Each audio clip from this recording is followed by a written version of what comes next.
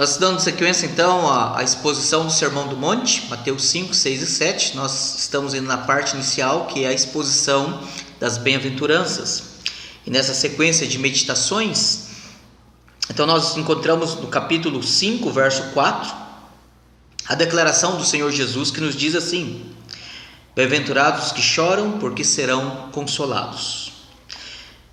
É importante nós notarmos que este choro não é um choro por causa de frustração, por causa de decepções, por causa de perdas, por causa de planos errados, choros por causa de sofrimento devido a alguma enfermidade, mas esse choro aqui se refere especificamente ao choro que exige uma retratação diante de Deus por causa de pecados cometidos. Esse choro se refere àquele choro resultado da vergonha, do pecado, da miséria e de tudo aquilo que o nosso pecado pode causar destrutivamente na nossa vida, especialmente na nossa relação com Deus, né? Infelizmente nós vivemos dias em que as pessoas, diante da sua vida em desordem, pecado, uma vida toda confusa, elas procuram então fugir do Evangelho e buscam autoajuda. O que é mais triste ainda é que nós vemos cristãos, em vez de terem mensagem do Evangelho para compartilhar, não somente nas suas conversas pessoais, mas nas suas redes sociais, ficam compartilhando mensagens de autoajuda. E o grande problema da mensagem da autoajuda é que ela mente, ela nega o Evangelho. Ela promete uma felicidade fora de Cristo. Ela então diz que é possível ser feliz por si mesmo e que o homem então é capaz de determinar aquilo que pode lhe dar a real satisfação. E detalhe, satisfação ignorando o pecado como sendo a causa, sendo que o pecado é a causa de todas as nossas verdadeiras aflições nessa vida e da condenação da alma do homem quando vier a morte. Mas o Senhor Jesus aqui em Mateus capítulo 5, verso 4 diz: bem-aventurados, ou seja, o bem ocorre, acontece naqueles que choram.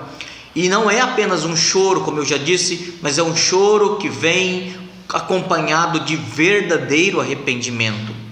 Não através de retratações, no sentido de racionalizar o nosso pecado e tentar achar justificativas e desculpas ou transferir a causa dele para pessoas, para os nossos pais, para a educação que recebemos, para o tipo de cultura em que vivemos no Brasil ou por causa de carências do coração.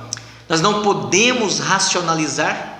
Então, nós devemos chorar sim o nosso pecado, chorar o nosso fracasso moral, chorar a transgressão da lei de Deus. É por isso então que nós devemos pensar em três coisas. Primeira, nós devemos chorar as nossas próprias misérias. Nós devemos chorar a pobreza que o pecado causa em nós. O nosso pecado nos empobrece nas nossas relações. O nosso pecado nos empobrece quando ofendemos uns aos outros, quando alimentamos o nosso coração com amargura, com toda sorte de imoralidade. O nosso pecado nos tira a nobreza, a respeitabilidade. O nosso pecado tira a admiração das pessoas por nós. O nosso pecado diminui a confiança entre as pessoas. O nosso pecado faz com que nós nos tornemos desprezíveis, inúteis, a uma vida sem sentido. É por isso que nós devemos chorar a nossa miséria, chorar o nosso pecado, e é por isso que a Bíblia nos ordena o arrependimento. Atos 3,19 diz: arrependei-vos e convertei-vos, para que sejam cancelados os vossos pecados. Então nós devemos chorar sim a miséria do nosso pecado. Em segundo lugar, nós devemos chorar a vergonha do nosso pecado. Nós devemos chorar porque o nosso pecado ele revela a fraqueza, o fracasso, a incompetência, a nossa incapacidade. Romanos capítulo 7. O apóstolo Paulo em Romanos capítulo 7, ele desabafa esta grande dificuldade que ele tinha. Romanos 7, do verso 27 até o verso 25 diz assim: verso 16, perdão. Romanos 7, do verso 16 ao verso 25. Ora, se faço o que não quero, consinto com a lei que é boa. Neste caso, quem faz isto já não sou eu, mas o pecado que habita em mim. Porque eu sei que em mim, isto é, na minha carne, não habita nenhum bem. Pois o querer o bem está em mim, não porém o efetuá-lo. Porque não faço o bem que prefiro, mas o mal que não quero, esse faço. Mas se eu faço o que não quero, já não sou eu quem faz, e sim o pecado que habita em mim. Então, ao querer fazer o bem, encontro a lei de que o mal reside em mim, porque no tocante ao homem interior, tenho prazer na lei de Deus.